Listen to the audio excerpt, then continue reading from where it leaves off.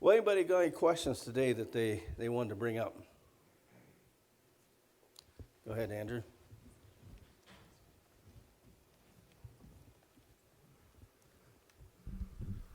So I was reading in Psalm 88, and verses 10 through 12 specifically caught my eye. I'll just read them really quickly and then ask if there's a certain line of reasoning there. Will you perform wonders for the dead? Will the departed spirits rise and praise you?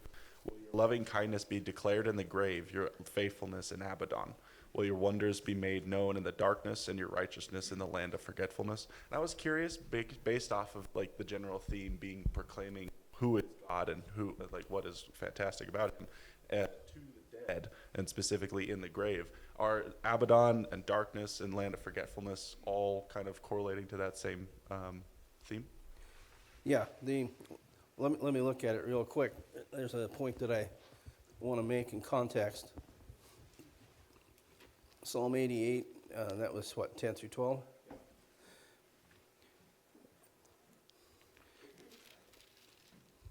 So the writer himself is making an appeal to God, to basically keep him alive and keep him faithful and he's asking, the questions, will you perform wonders for the dead? No, that's only going to happen in the land of the living. And this is a little bit of an earthly perspective. Will the departed spirits rise and praise you? See, it's like Solomon. He said the dead know nothing. See, from a human perspective, that's true. And that's a little bit from that same human perspective here. He says, well, your loving kindness be declared in the grave, okay? See, from a human perspective, no. Your faithfulness in Abaddon. Okay, Abaddon is also referenced in Revelation, and it has to do with basically destroyed, whatever is destroyed. And sometimes it's a name for Satan himself, okay? Will your wonders be made known in the darkness? Okay, again, a picture of Sheol, all he knows from that perspective. Or your righteousness in the land of forgetfulness. Again, it's a human perspective that when you die, okay, we don't know. Now, we have other information from the scripture that lets us know. As you know, there's certain people going to pull those verses out of context and try to make them say something that doesn't say. But it's just a description from a human perspective of not knowing what's beyond the grave. Cover that? Okay, anything else? Okay, anybody got a comment on that before we... Okay, Andrew, you got one more? Okay, and Brian, you got one? So I was also reading in 1 Corinthians 7, and when it specifically talks about later on in the chapter about remaining is when you were called, I was wondering if there's any verses that kind of more extrapolate on that more so than the given context than like in marriage or like in circumcision or uncircumcision slavery, that kind of thing. Yeah. Well, okay, the general thrust of 1 Corinthians, 7 there, okay, Apostle Paul is trying to work people out of idolatry and all the issues that are going on in the church at Corinth. And part of that is marriage issues. When Jesus was talking to the apostles, he indicated it's, one woman, one man, is God's plan. Okay, that kind of rhymes. I thought that would work out pretty well. And so generally speaking, the idea is divorce is not an option. I mean, that's the general thrust of Scripture. And that's why the apostles came back with the question, well, boy, if that's the case, a person shouldn't get married at all, right? 'Cause Jesus said, well, not everybody can do that. 1 Corinthians 7, of course, now you got other issues have come up. What if you got a situation where one's a Christian, one's not a Christian? And the non-Christian is just making everything unbearable, disruptive, and finally, they're going to part company. Okay, well, he says let them leave. Let them leave. And he says such a one's not in bondage. Under those cases, he said, God has called us to peace, okay? So when he's talking about this in verse 17, then he says, only as the Lord has assigned to each one, as God has called each, in this manner let him walk. And so I direct in all the churches. Was any man called when he was already circumcised? He's not to become uncircumcised. Has anyone been called in uncircumcision? He's not to be circumcised. See, if you're coming from Jewish background, it's okay to remain Jewish background in Christianity and continue to function. You're coming in as a Gentile, don't try to do the Jewish thing, okay? I think that would be good advice across the board today here, okay? Circumcision's nothing, uncircumcision's nothing, but what matters is the keeping of the commandments of God. Now, that's always a tricky one for somebody coming from a Seventh-day Adventist background, but basically the New Covenant commandments are always centered in, you love the Lord your God with all your heart, your soul, your mind, your strength, okay? And the second one is you love your neighbor as yourself.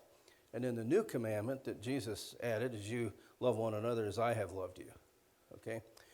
And so you're conscious of the other person's soul is the context of the new covenant, new commandments. What's the reason you don't steal? Because the commandment says so? No, you don't steal because you love your neighbor. See, if you're trying to set up a Bible study with your neighbor, but you're stealing his stuff, how's that going to work?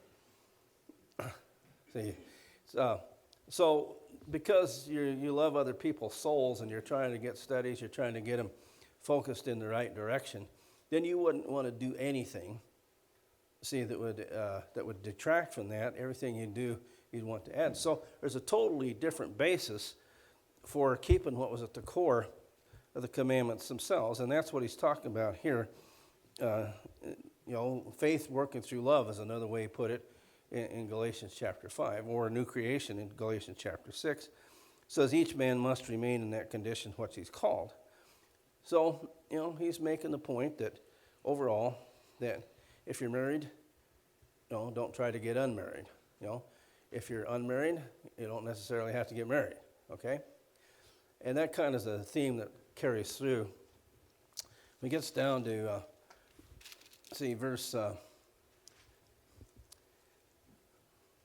let's see here. Verse 29 is where I want to go here. 1 Corinthians 7:29, he said, "But this I say, brethren, that the time has been shortened, so that those who have wives should be as though they had none, and those who weep as though they did not weep, those who rejoice as though they did not rejoice, those who buy as though they did not possess, those who use the world as though they did not make full use of it, for the form of this world is passing away." He said, "But I want you to be free from concern." See, one who's unmarried is concerned about the things of the Lord, how he may please the Lord. One who's married is concerned about the things of the world, how he may please his wife. His interests are divided, okay? So what he's trying to do is, as he puts at the tail end of verse 35, is to promote what's appropriate and secure undistracted devotion to the Lord. So, what he's anticipating is the oncoming Roman destruction, in the making of Christianity illegal. See, it's not too long after Paul writes 1 Corinthians that, Rome burns, and Nero blames the burning of Rome on Christians.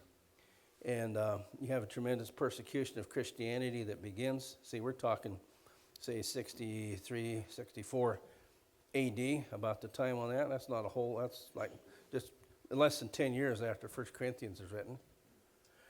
And so, the early Christians were in a world of influx, where a world of flux, where everything was going to be changing. And the stuff that they thought they could plan on, they couldn't. It's pretty parallel to our situation today. And so Paul says, let's make sure we get undistracted devotion to the Lord, because that's going to be the primary thing. If you do get married, you got to do certain things to keep your spouse happy, and and that's a good thing. And but sometimes it can cause a person to have divided interest. So that's his thrust here. So if you're unmarried, and his idea is don't make too big a deal about it if you're married, and that's your cross to bear. Okay, don't make too big a deal out of it. The situation's changing. So that's a little bit of the direct context there.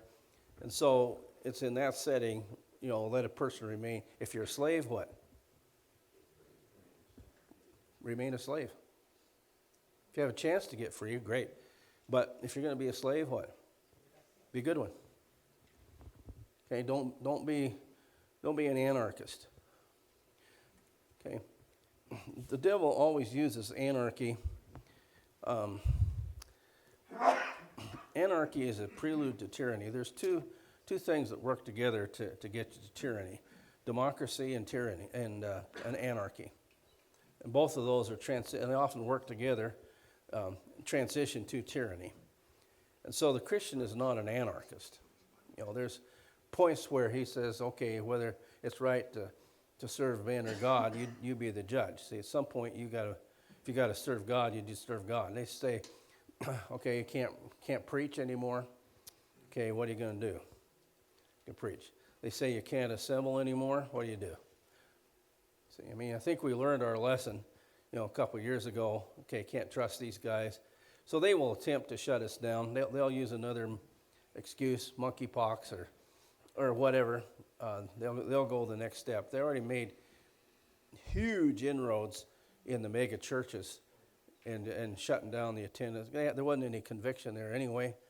And so they actually knocked about at least 10% off the church attendance overall just in the last 2 years. Okay, so that's part of an overall plan of Satan.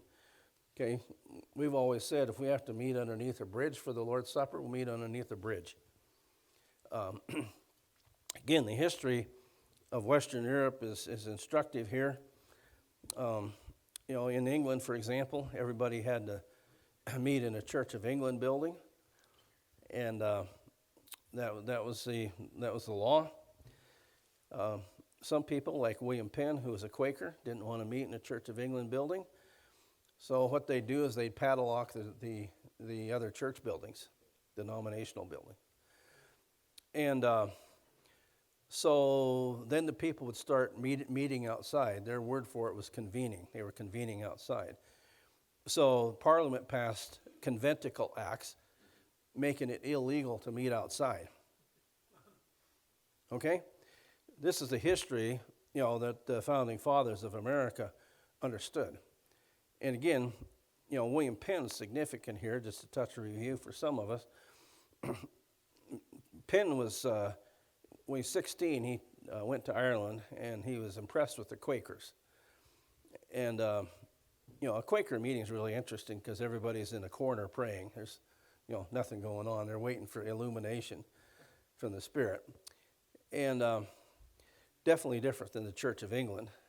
And at 22, he actually was converted to the Quaker belief system. And so he spent at various times of his life a total of 16 years in prison. And one of the last times he was in jail for violating the Second Conventicle Act. And when he got out, the authorities knew he was headed for the Quaker Meeting House in London to preach. So they padlocked the building, all right? So Penn preached to about 300 people in the street. And, of course, he was arrested and charged with fomenting a riot. See, nothing new here on the Sun. And so they put him on trial. And this is important. This is an important trial. It's William Penn, founder of Pennsylvania. This is history that everybody in America knew. They put him on trial, and the jury came back with an innocent verdict. And the judge's response was to throw the jury in jail for coming back with the wrong verdict. Okay. See, now this is the same sort of thing we're coming up against now. See, the facts don't matter. Your cogent arguments don't matter. There's an agenda in place, and it absolutely doesn't matter. You have to realize that. So this went to the Lord High Commissioner, And he came back with this ruling that an innocent verdict by a jury of peers is a non-overturnable verdict. See, and that became part of the British common law, which was brought into America. So if you're on trial and you got a jury of 6 in a small case, or a jury of 12 in a larger case, and they come back, a criminal case, and they come back innocent, that can't be appealed. And that's because of William Penn's case. And see, that's the conditions which the founding people of America came out of in Western Europe. And so when they made sure that the First Amendment was in place, that Congress shall make no law. See, they knew as soon as Congress gets its fingers in anything, freedom's gone. See, so Congress shall make no law affecting an establishment of religion, meaning they cannot establish the Church of England as the national church, or prohibiting the free exercise thereof. See, that's big, isn't it? You know, the right of the people freely to assemble, freedom of speech, freedom of press, freedom to petition for redress of grievances. That's why those things are in there. The second one, which is really relevant this week, the well-regulated militia being necessary to the existence of a free state, the right of the people to keep and bear arms shall not be infringed. Now, what's an infringement? See, an infringement's eensy-weensy. See, it's the foot an inch over the line. That's an infringement. See, and they chose that word infringement because they know how it operates. See, so now we're going to be faced with the idea of having reasonable, right? See, that's just a fancy word for overrunning infringement. They already started infringing it back to the 1968 Omnibus Gun Control Act, okay? So they've had infringements all along. But I had the word infringement there for a very definite reason. So we need to, in the words of Jesus, pay attention to the signs of the times and recognize these guys are coming. They're coming after religious freedom. And at some point, you know, whatever condition in which we find ourselves, if you're in a concentration camp, be the best Christian in the concentration camp. If you're in jail, be the best Christian in jail. If you're going to your execution, you know, just be sure that Christ is glorified in all as you go. Because that's the conditions that under which Paul was writing, that in 1 Corinthians 7, and that's the conditions in which we're facing right now. It's called, the time has been shortened. So none of us can plan ahead particularly. If you're worried about your retirement, that's probably not the thing to be focused on. So, Mel, you had a comment? I think it's necessary that you comment on the World Health Organization and what's behind that. I mean, that is the most dangerous thing that government has ever come up with. Yeah. Okay, what Mel's talking about, just a quick comment on the United Nations. It's really interesting. Before World War II was even over, they're already talking about how the United Nations won World War II. And there wasn't any United Nations yet. But they started saying the United Nations won World War II. Okay?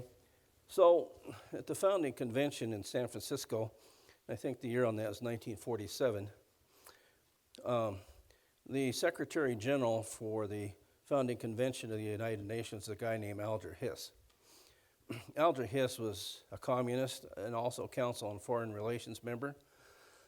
And 2/3 of the U.S. delegation were either communist or Council on Foreign Relations members. Okay? I had a history professor by the name of Dr. Bishop. He was a Marxist. He told us he was a Marxist. And he hated the John Birch Society, by the way, which made me curious down the road, just wonder what that was.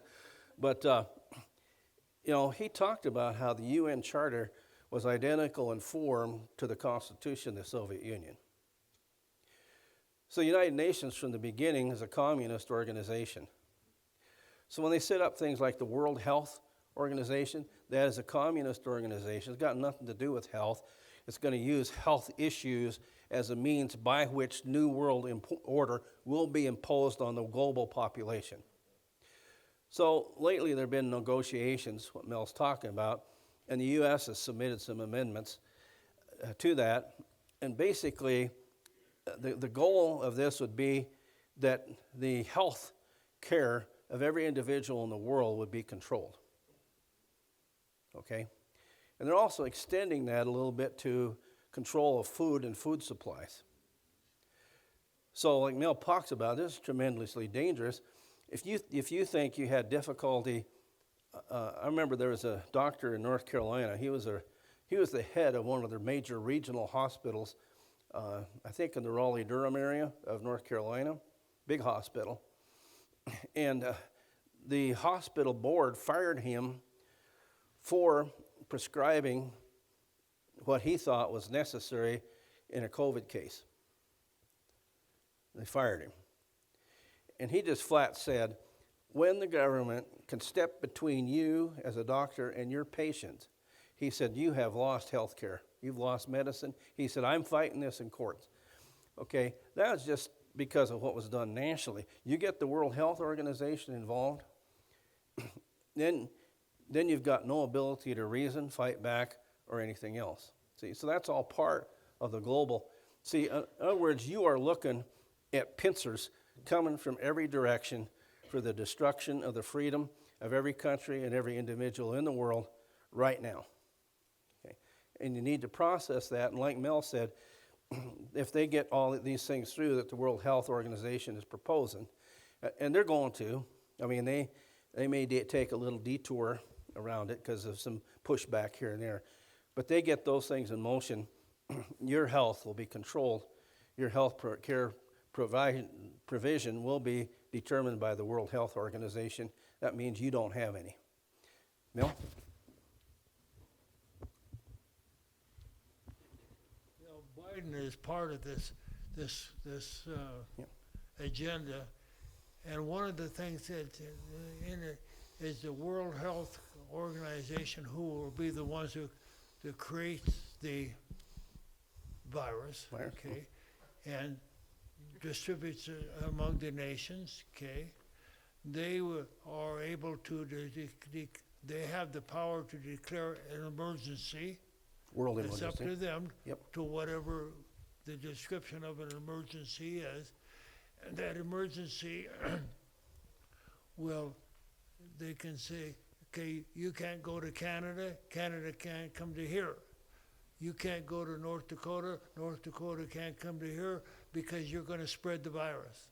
That's where their power, they intend to control where you're moving. Yep. See, Absolutely, there's no doubt about it. no doubt. Absolutely. Exactly right. So it's total control using, the health, their medicals, they're under the umbrella of medical to actually control individual. See, and that which is the goal all along. Question: is there any possibility that the COVID-19 virus was actually generated in the Wuhan lab? Any possibility that that's where that happened? Any possibility that that was deliberately unleashed on the public? Okay. Is there any possibility that Bill Gates and those guys have been involved since 2010 planning that? See, notice how quickly the government rolled out the response to COVID-19. The government never does anything that fast, okay? See, that means it was already in motion, and this is what Mel's talking about, is going to the next step where it's totally global. I mean, the goal is for the United Nations to be the world government, and I personally think that's predicted in Revelation chapter 17.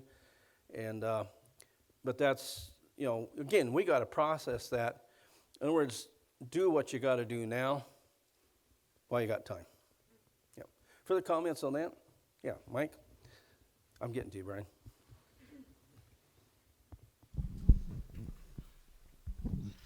I was just at my doctor for a checkup, and so when I was talking to him, a lot in the medical field have noticed that coworkers that had got the vaccine, they're having major health issues.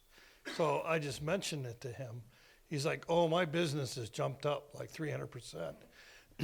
And he said the problem they're having is heart problems, respiratory problems, and kidney failure.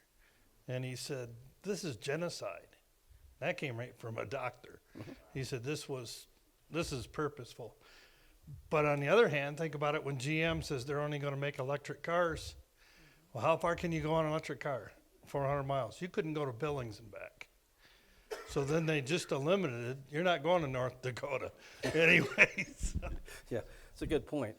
And, you know, if all the electricity's been shut down, how are you going to charge your electric vehicle? Which, you know, you can see that's the goal, right? Drove past Billings here the other day. Used to be a coal-fired generator plant right on the edge, south side of the interstate, along the Yellowstone River. Gone. Coal-fired plants along the Ohio River. Gone. See, and why is it? See, because they can't. They've got all the regulations, the coal, you know, the carbon tax and everything. That you can't stay in business as a coal-fired plant. I talked to Rob O'Keefe. Rob O'Keefe's a power engineer based out of Columbus, Ohio. And that's what he does. I mean, he's high enough up there when they had a massive ice storm in northeastern U.S. and Canada. Rob was one of the 6 guys that they brought in to try to analyze and work on problems and future solutions, okay? Rob says the thing about coal, you can stack it up on the dock. See, so you can have, ups and downs. He says natural gas, okay, you got natural gas fired. Okay, what if it's cold and everybody needs natural gas for their homes?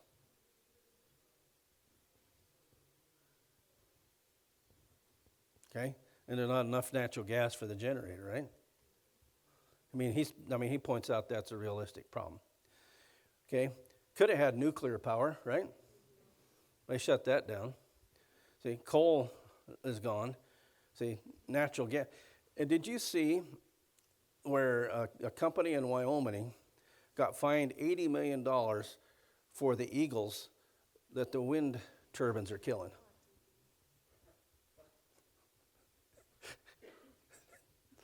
Okay, look at.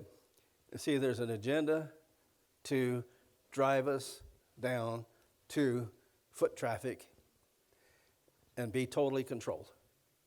And it's been a long time coming. Any of you guys have heard me preach. It isn't like this isn't the first time you heard this. But see, it's now starting to stare us in the face. So there's now, rolling brownouts, right? So how are you going to charge your car during one of those brownouts? Brownout's just a fancy word for blackout. It doesn't scare you as bad as blackout, right? How are you going to charge your car? See, they got you. See? So that's why, again, it's important we get our spiritual house in order, keep it in order. You know, Josiah's opening message this morning was great, you know, and make sure that the offering of ourselves is an unblemished, wholly committed offering. No playing games type offering, you know? Biden has shut down a lot of the natural gas because it's contaminating the atmosphere. Okay, in my family room, I have a natural gas heater, 99.9% efficient. Doesn't even have to be vented. Is that efficient in burning the fuel? And that 1/10 of a 1% is water, but it's contaminating the atmosphere. Yeah. Again, that's how reasonable they are. Yeah, facts got nothing to do with it. The agenda is everything. Yep. Brian, what's your question here tonight? For Resurrection Lord's Day, I think we had the insert for Kirk Heimbaugh and he's talking about Jesus 3 days and 3 nights in the earth, and making mention of that he wasn't crucified on Friday. And I know you've gone over the timeline before, but can you help me with that? Yep. So let's go to Matthew 16. It's one of the places that Jesus talks about it. It doesn't give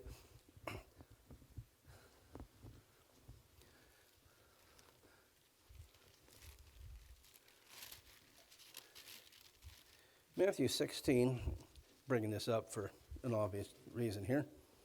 Okay. Sadducees and the Pharisees and Sadducees came up, verse 1. And testing Jesus, they asked him to show them a sign from heaven. He replied to them, "When it's evening, you say it'll be fair weather, for the sky is red. In the morning, there'll be a storm today, for the sky will be as red and threatening. Do you know how to discern the appearance of the sky, but cannot discern the signs of the times?" That's where that phrase comes from. "And the evil and adulterous generation seeks after a sign. The sign will not be given it, except the sign of Jonah." He left and went away. Say, well, it kind of leaves you hanging a little bit. But back in Matthew 12, verse 38, it says, "The scribes and the Pharisees said to him, 'Teacher, we want to see a sign from you.'" Okay. Do they really want to see a sign from him? No. It isn't like they could have tracked with Jesus. They could have seen him. They're trying to find some way to get him. Okay? And, the question, where did God come from? That can be a very honest question. Somebody's trying to figure that out. All right, where did God come from? Same question, not an honest question. All right? We want to see a sign from you. Not honest here. Not honest. Looking for some way to get Jesus. So he answered him, says, "It's an evil and adulterous generation that craves for a sign, yet no sign will be given it, but the sign of Jonah the prophet. For just as Jonah was 3 days and 3 nights in the belly of the sea monster, so will the Son of Man be 3 days and 3 nights in the heart of the earth." Okay. Now that's a very straightforward statement on Jesus' part, 3 days and 3 nights. Okay. Only the way that works is crucified Thursday day. So you got Thursday day, Friday day, Saturday. 3 nights, Thursday night, Friday night, Saturday night. 3 days, 3 nights. Resurrected, it's called resurrected the third day, meaning right as soon as the third day is over, the resurrection takes place. Okay. And so that's why Jesus had to be crucified on Thursday rather than Friday. The problem was the early Catholics made an assumption. And let's go to John chapter 19.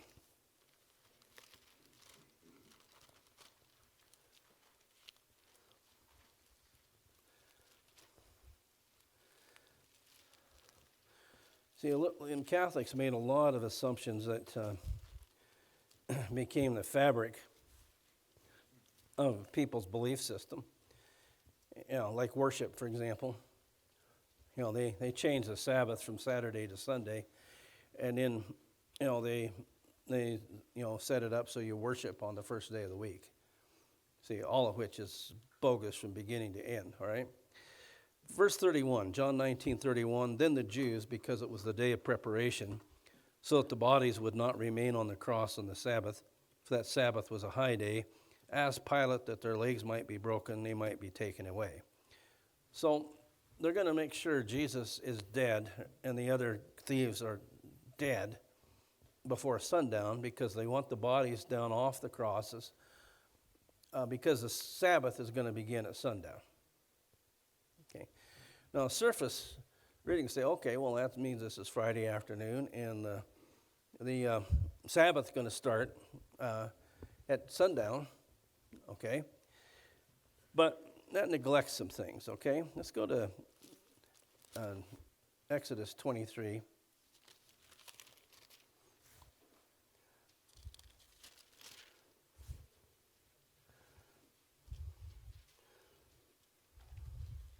Exodus 23 and verse 14. he says, 3 times a year you shall celebrate a feast to me. You shall observe the feast of unleavened bread. For 7 days you're to eat unleavened bread. As I commanded you at the appointed time in the month of Abib, roughly April, for in it you came out of Egypt, and none shall appear before me empty-handed, and so forth. That's where he first institutes Passover, Pentecost, and Tabernacles. If we go over to Leviticus 23.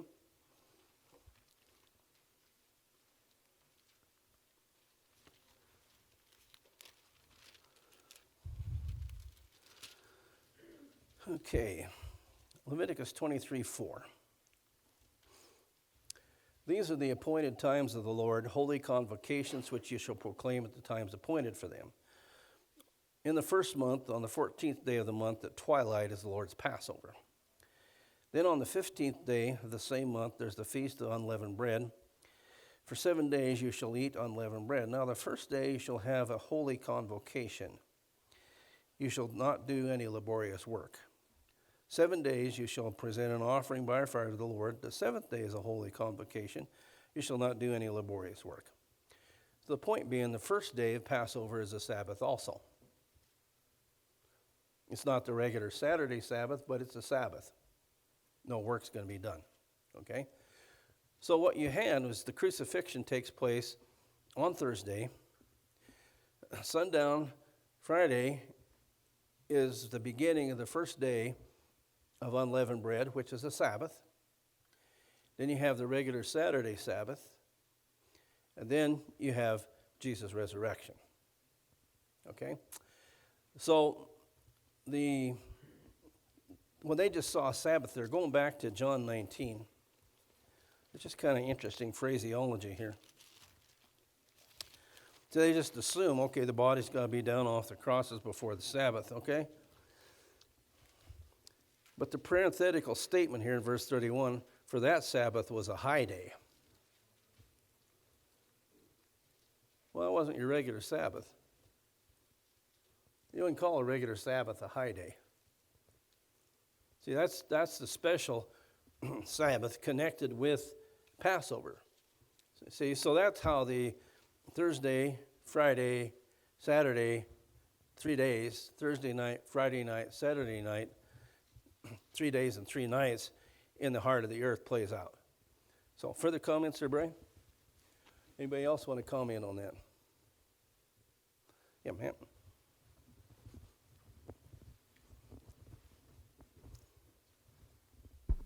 I have 2 questions on that. First of all, regarding if they're trying to get him down off the cross, did they make it, so would Thursday count or would Sunday actually be the day?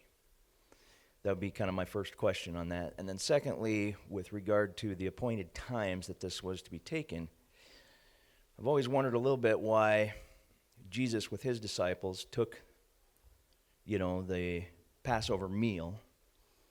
Then they went out to the garden, he was arrested and so forth. But those arresting him, those Jews, would not enter because they did not want to defile themselves before the Passover. And so the timing there seems to be incongruous. Yeah, okay. Great questions. Okay, Jesus died at 3 p.m., in the afternoon. So his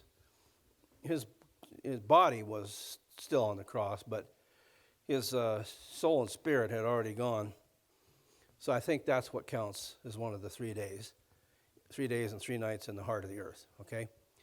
I think you have a really good point that's why Jesus is regarded as raised on the 3rd day, because, they're looking at it from an earthly perspective. This is when he was raised, okay? What you're referring to there in John, let's see here, John chapter 18.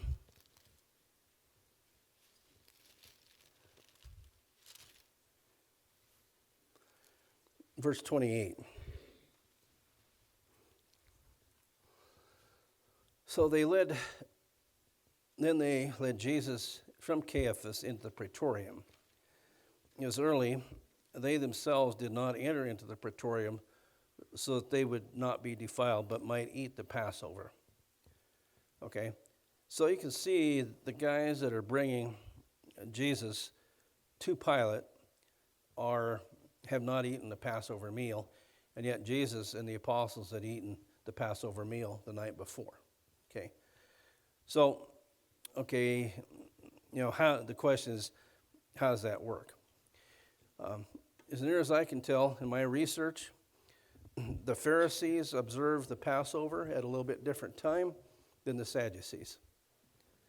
Okay, and so Jesus ate the Passover on the Pharisee time, and the Sadducees were one day later. Sadducees being the priest, and you'll notice it's the priests that are actually bringing Jesus to Pontius Pilate. So it looks to me like that's the explanation as to how that plays out. The priest hadn't eaten the Passover yet, and so they won't go into the. Generally, the expression Jews refers to the Jewish hierarchy, but it looks like it's the high priest and his group that is driving this at this point. So that's the best answer I can give you. Does that make sense? Yeah. Don't have a lot of documentation on that, but that's the best I could find in digging into it. So I put. Yeah. Yep. And I put that in my commentary on the Gospel of John. I think it's volume 3, where I kind of work that out a little bit. So that's a tough thing about writing commentaries, for people to actually use. You don't get to skip any difficult verses. If you ever get to the commercial commentaries and you want to find out something really important and you go there, they don't. So I didn't skip any difficult stuff. See, but that's a great question there. It's good reading on your part, Mr. Matt Wilson, and good thinking. And because hardly anybody would pick that up, but that's the only way I can see how it fits. Yeah, because that way both sides are honored. Jesus didn't break the law, but he ends up getting crucified on Passover when the priests are observing the Passover. Yep. Further questions on that? Yeah. Elliot. So what you said intrigued me. Would you mind leading us through how you came to the conclusion that the Pharisees and Sadducees had Passover on different days? Well, one of the things is I have a Harmony of the Gospels, and I'm not sure where that is. I'm not sure which of my kids actually have that. Yeah.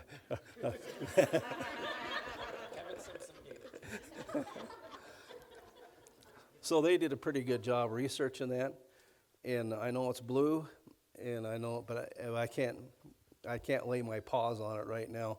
In the move, it's one of those things that disappeared somewhere.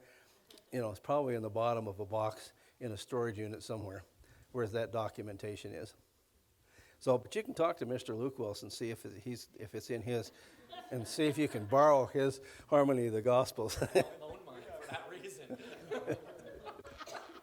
Yeah, but that's the best information I got. Because see, again, those guys were trying to do a good job because they were putting the harmony together. And there's passages in the Gospels that are pretty hard to harmonize. Linda, you remember when we were doing the thing with the monkey and the mouse? The kids, they were memorizing those cartoons, right? Okay, sometimes it's hard to harmonize those different points. See, and that's of course where the opposition to the gospel really. They're generally not smart enough to pick out the more difficult part. They miss the ones that are more difficult to explain. But there's a couple spots there where it's, boy, was Jesus coming out of Jericho? Were they going into Jericho? Or, how does that work? See, so there's some spots. Sometimes you just don't have enough information. You realize I don't have enough information to really be able to explain that.